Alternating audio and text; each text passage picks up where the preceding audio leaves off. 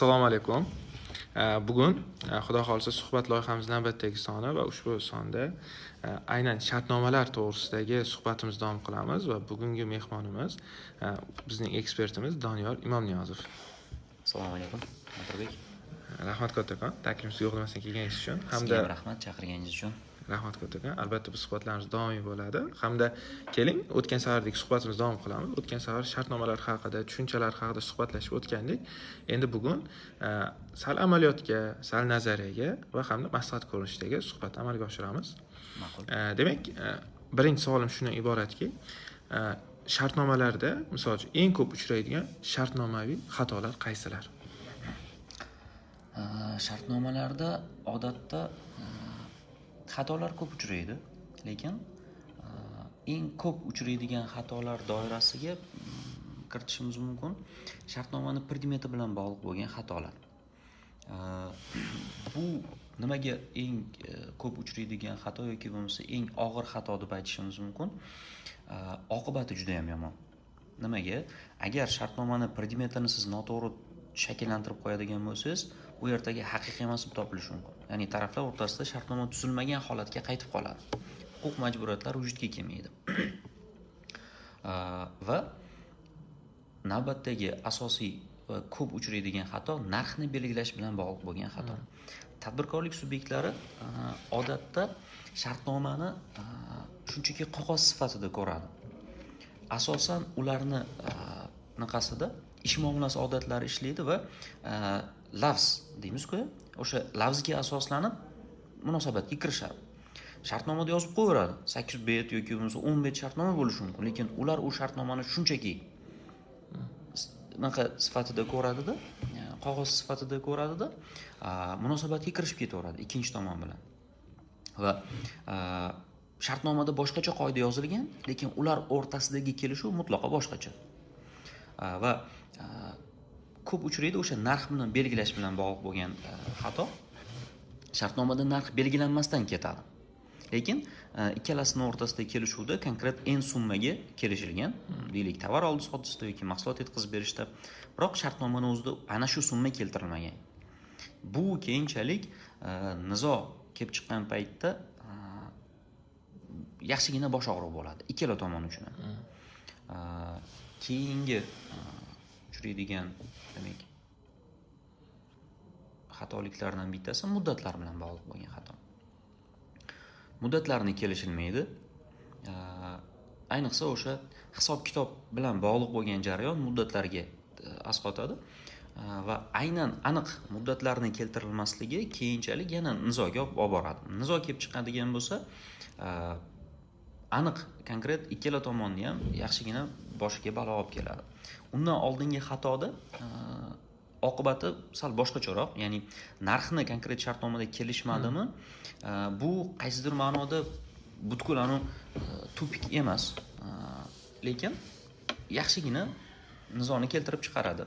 Bunday holatda Fuqarolik kodeksidagi 356-moddaga ko'ra aynan o'sha sotilgan tovar yoki bo'lmasa bajarilgan ish, ko'rsatilgan xizmat bo'yicha demak, bozorda yoki bo'lmasa amaliyotda o'rtacha narxlar qanday? Ana shuni hisobga olib turib sud nizoni hal qilib beradi. Bu degani, biz aslida bitta tovarni 10 ming so'mga oldi-berdi qilishga kelishdik, lekin shartnomada ana shu narsani yozmadikda, nizo kelib chiqdi o'rtamizda.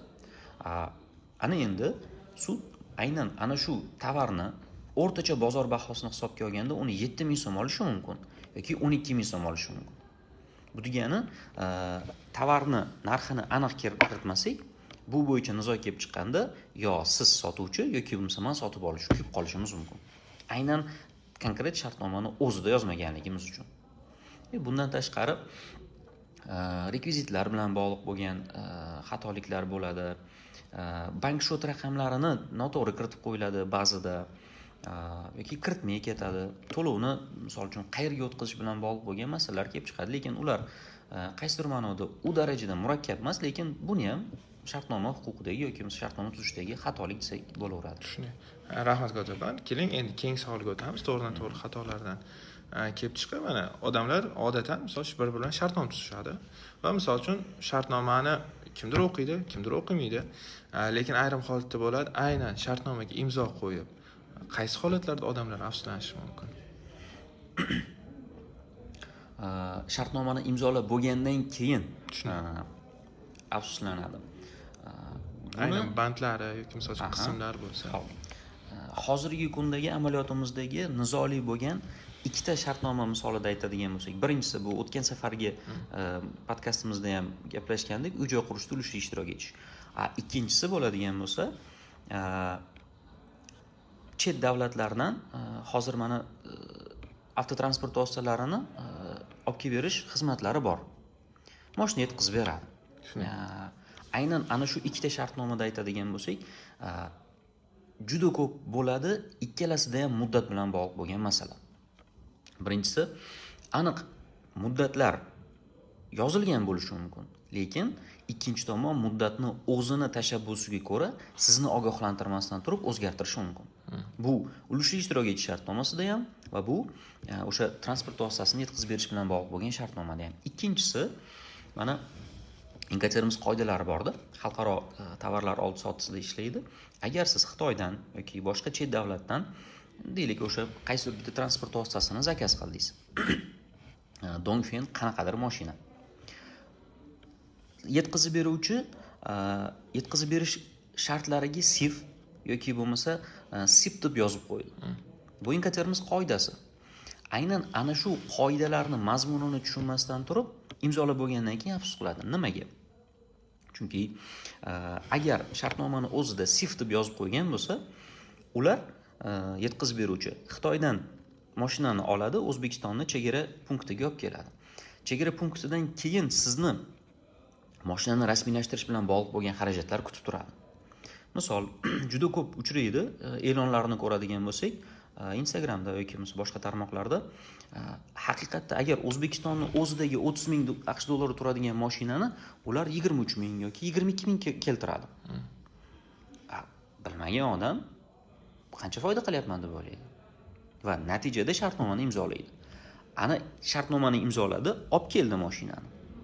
22 mingni bergansiz. Rasmiylashtirish bilan bog'liq bo'lgan jarayonda, soddaroq aytadigan bo'lsak, rastamoshka xarajatlari anchagina oshib ketadi. Bu degani, siz o'sha tovarni zakaz qilib olib keldingiz, rastamoshkasi bilan O'zbekistondagi narxga deyarli bir xil yaqin kelib qoladi. Ozgina ko'tarilishi ham mumkin. Shuning uchun aynan o'sha yuqoridagi ikkita toifadagi shartnomada afsuslanadigan shartlar ana shular. Rahmat kattakon javob uchun. Endi qarang, keyingi savolga o'tamiz. Endi ko'pincha shartnoma shartlari yoki shartnoma o'zi buzilish holatlari bo'ladi. Aynan, misol uchun, fuqarolar deymizmi yoki shartnoma tuzgan ikki taraf deysizmi, o'sha shartnoma buzilganda eng avvalo, misol uchun, nimani noto'g'ri qilishadi odamlar?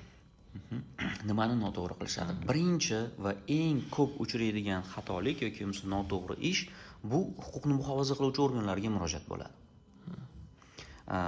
Va ularda qaysidir ma'noda qonunchilikka nisbatan, hukumatga nisbatan yoki davlatga nisbatan alamzadalik kayfiyatini keltirib chiqaradigan sabab ham shu. Nimaga? Agar siz kimdandir qarz oldingiz yoki kimgadir tovar sotdingiz va ikkinchi tomon majburiyatini bajarmadi. Qarz bergan odam qarzini qaytarmadi, mahsulot sotgansiz pulni bermayapti yoki pulni berib qo'ygansiz sizga tovarni bermayapti. Turli xildagi. Va ikkinchi tomon majburiyatini bajarmagandan keyin bizni fuqarolar nima qiladi? Yo prokuraturaga yoki ichki ishlarga ariza beradi.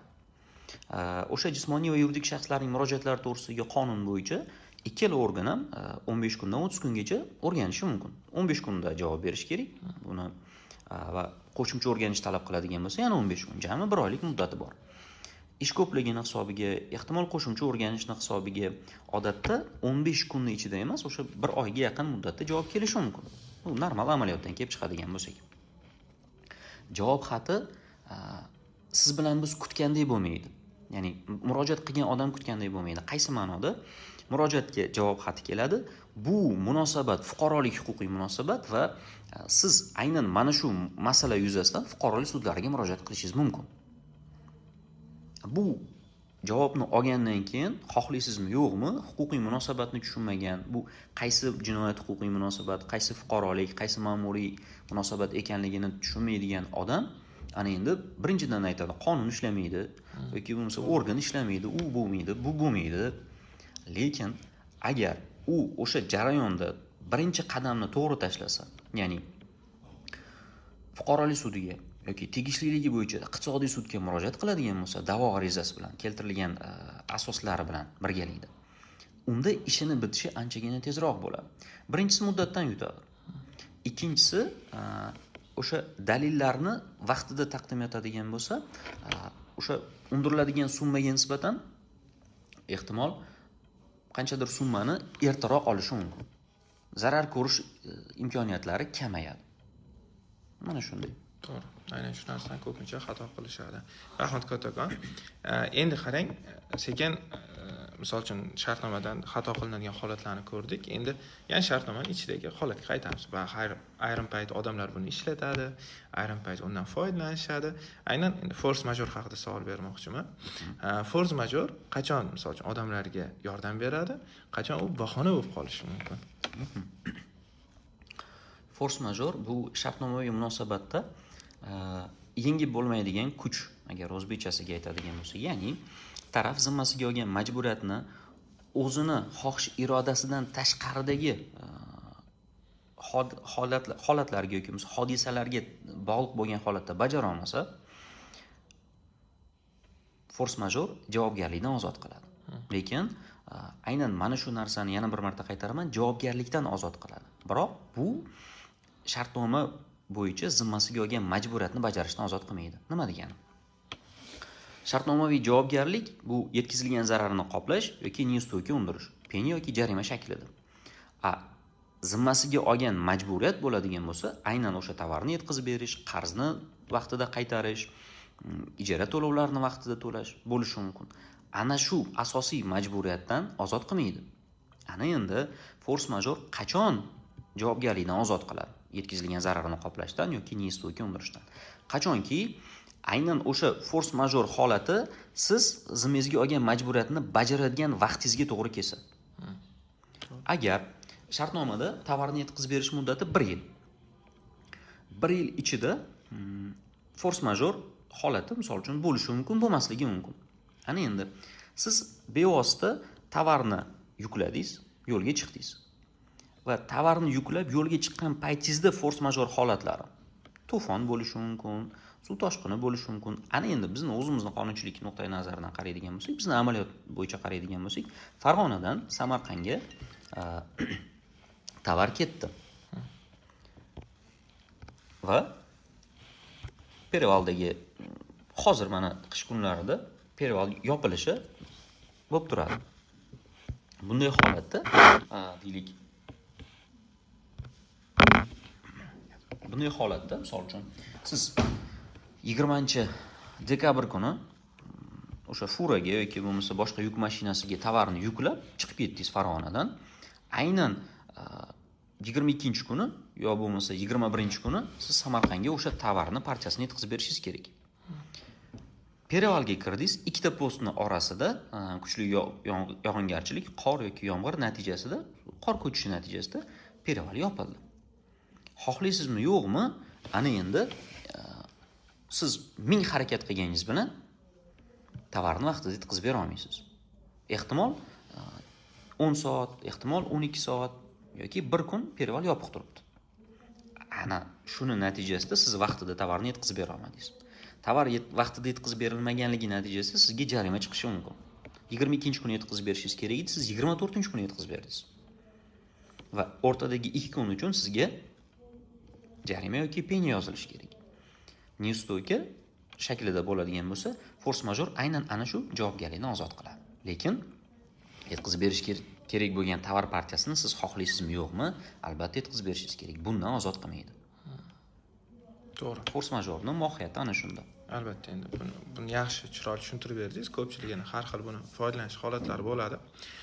Endi keling, aynan mana shu shartnoma haqida gaplashganimizdan so'ng, albatta, endi bir tavsiyaviy maslahat ko'rinishidagi savollarga ham o'tsak, qarang, har bitta inson hayotida kamida bir marotaba qanday shartnoma tuzishni o'rganish kerak? Qarz shartnomasi tuzishni o'rganish kerak. Aynan sabab nimaga qarz shartnomasi? Sabab nimaga? O'zi umuman shartnomaviy munosabatlar, Nodirbek, ishonchga asoslanadi-da. Lekin ana o'sha ishonchni qaysidir ma'noda mustahkamlab qo'yish kerak. Ishonchni mustahkamlaydigan qurilma bu shartnoma. Va qarz ana o'sha ishonchga asoslangan shartnomalar ichida menimcha to'pda turadi. Nimaga? Chunki qarzni olayotgan ham, berayotgan ham o'zaro yaqin shaxslar. Aka-uka bo'ladimi, yaqin o'rtoqlar bo'ladimi va qarzni qaytarmayotganlar ham ana o'sha yaqin toifalarning ichida. Ana endi bizda yuz xotirchilik degan narsa bor yoki buni boshqacha aytadigan bo'lsak, o'zbekchilik. O'zbekchilik deymiz, yuz xotirlik deymiz, yaqinimku deymiz, istihola qilamiz. Turli xildagi nomlar bilan nomlash mumkin bu jarayonni. Shunchaki katta summa, minglab AQSh dollari bo'lishi mumkin yoki millionlab so'm bo'lishi mumkin yoki kichkina miqdordagi summa bo'lishi mumkin. Shunchaki berib yuboramiz, qo'liga naqd ko'rinishda yoki kartasiga shunchaki o'tkazib yuboramiz. Va qaytarmagandan keyin boramiz, o'ziga boramiz, yo'q deydi, u deydi, bu deydi, ana qaytaraman, mana qaytaraman yoki sendan qarz olmaganman deb turib oladigan holatlarni uchratamiz biz sudlarda yoki bo'lmasa o'zimizga murojaat qiladigan holatlarda. Shuning uchun ham aynan qarz shartnomasini tuzishni o'rganish kerak. Murakkab emas aslida shartnoma. Men palonchi pistonchi, ikkinchi tomon falonchi pistonchiga shuncha miqdordagi summani qarz berdim. Ikkinchi tomon aytadi, shuncha summani qarz oldim, falon paytda qaytaraman. Aslida mana bu ham shartnoma. Yoki ikkala tomon shunchaki bir-biriga tilxat berib qo'ysin. Ikkala tomon men shuncha qarz berdim, falon muddatda qaytaraman, imzosini qo'yadi, guvohlarini imzosini qo'yadi. Ikkinchi tomondan ham xuddi shunday tilxat olsin. Bu aynan nima deydi? O'zi hayot davomida biror marta ham qarz bermagan yoki qarz olmagan inson deyarli uchramaydi-da. Shuning uchun ham qarz shartnomasini tuzishda ehtiyot bo'lish kerak deb o'ylayman. Va shu shartnomani rasmiylashtirishni o'rganib olish kerak. Rahmat kattakon. Albatta u kutilmagan bo'ldi. Men o'yladim, boshqacha misol aytasam, qarz haqiqatan juda ko'pchilik inson hayotida uchraydigan bir holat sifatida bo'ladi. Keling, mana bu savolga o'tamiz. Endi agar misol uchun kelajakda shartnomalar haqida aytadigan bo'lsak, shartnomalar nima deb o'ylaysiz? Hozirgi holatdan kelib chiqib yoki misol uchun onlayn texnologiya rivojlanyapti, raqamlashyapti juda ko'p joylar. Shuni hisobga olish shartnomalar soddalashadimi yoki murakkablashadimi? Shartnomalar agar yuridik nuqtai nazardan qaraydigan bo'lsak, soddalashadi. Nimaga? Raqamli shartnomalar, smart kontraktlar misolida oladigan bo'lsak, smart kontrakt shundayki, siz shartnomani imzolaysizmi? Tamom, u orqaga qaytmaydi. Siz zimmangizga olgan majburiyatingizni bajarmaguncha ikkinchi tomondan sizga to'lov kelmaydi va uni aksi. Bu degani aynan o'sha smart kontraktlarda yoki bo'lmasa boshqa raqamli shartnomalarda zimmasiga olgan majburiyatini bajarmaslikka oid bo'lgan nizolar deyarli uchramaydi. Bu nuqtai nazardan aytishimiz mumkin osonlashadi. Lekin kiber xavfsizlik nuqtai nazaridan oladigan bo'lsak, hozirgi o'sha rivojlanayotgan nima deydi? Texnologiyalar nuqtai nazaridan oladigan bo'lsak, bu murakkablashadi. Bu jarayon murakkablashadi. Chunki sizni roziligisiz shartnoma tuzib yuborishi mumkin yoki boshqa bu tomonidan olib qaraydigan bo'lsak, munosabatni o'zi murakkablashadi. To'g'ri aytasiz. Endi keling, yana oxirgi savolga aniq qilamiz. Agar siz mana shu bizni eshitayotgan tinglovchilarga bitta maslahat berish imkoniyatingiz bo'lsa, aynan ular o'zlariga shartnoma imzolashdan oldin beradigan savol qaysi bo'lishi kerak? O'zlariga beradigan savolmi? Shu shartnomani imzolasam, manda misol uchun keyinchalik qanaqa imkoniyat paydo bo'ladi yoki bo'lmasa mani oldimda qanaqa risklar paydo bo'ladi. Ana shu savolni berish kerak va albatta qanaqa shartnoma bo'lishidan qat'iy nazar uni o'qish kerak. To'g'ri. Rahmat kattakon. Xudo xolasa keyingi suhbatlarimizda yana suhbatlashamiz. Rahmat. Sizga ham rahmat, salomat bo'ling.